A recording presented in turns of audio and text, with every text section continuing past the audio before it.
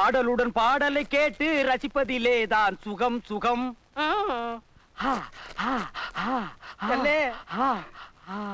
அல்லே என் பொஞ்சாய செத்து போயிட்டாலே. அட பாவமே, எப்படா செத்தா? அந்த குடுமையை வாயால எப்படின்னே சொல்லு. சரி சொல்லாம போ. உங்ககிட்ட சொல்லாம அந்த நாய் வேற யாருக்கிட்டனே போய் சொல்லு. சரி சொல்லு நாயே. அந்த குடுமையை வாயால எப்படின்னே சொல்லுவேன். அங்க பாத்தியா, ஆட்டுக்கல்லு மேல உட்கார்ந்து ஒருத்தன் தேங்காயை கரண்டிட்டு இருக்கானே, அவனை எப்படி அடிக்கிறேன்னு தெரியாம நான் வேகாலத்தில் இருக்கிறேன். சொல்ல வந்தது சொல்லிட்டு ஓடி போயிரு, இல்ல உன்னை கடிச்சு கொதறிடுவேன். இந்த முறை சரியா சொல்லிடுறேன். ஓடுறதுக்கு தயாரா நின்னுட்டு சொல்லு. அந்த குடுமையை வாயால எப்படின்னே சொல்லுவேன். அப்பா மாவன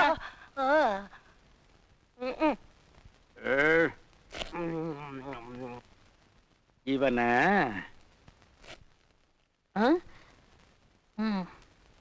ஏண்டா மாப்பிள, எனக்கு புள்ளையா குட்டியா? எனக்கு அப்புறம் நீ தானடா வாரிசு. இந்த மேட்டுப்பட்டிக்கே நீ தானடா மிராஸ்தார் ஆக போற. இப்படி ஆட்டுக்கல்லு மேல உட்கார்ந்து தேங்காய் கண்டிட்டு இருந்தா எப்படி மிராஸ்தார் ஆகுறது? ஊருக்குள்ள 4 பேர் கிட்ட நல்ல பேர் வாங்க வேண்டாம்? நல்ல பேர்னா எப்படி எடுக்கிறது? நம்ம வடிவேல் பொண்டாட்டி செத்து போயிட்டா, அவனை போய் பார்த்து 4 வார்த்தை நல்ல வார்த்தை சொல்லிட்டு வா. நல்ல வார்த்தைன்னா எப்படி?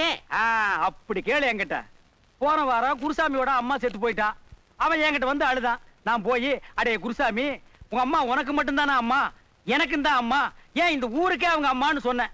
அப்பதான் அவன் மனம் கொஞ்சம் தளர்ச்சி அடையாம இருந்தது.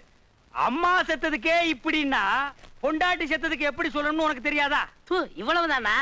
இது கூட தெரியாட்ட நான் எப்படி பண்ண ஆறாது? எப்படி என் சாமர்த்தியம்னு பாருங்க. ஓடி மாப்பிள, இன்னைக்கு உன் சாமர்த்தியம் தெரிய போகுதுடி.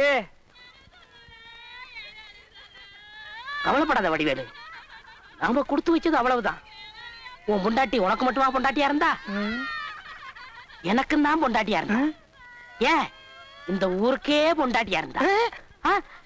ஏன் அடிக்கிறீங்க? நான் என்ன சொல்லிட்டேன்?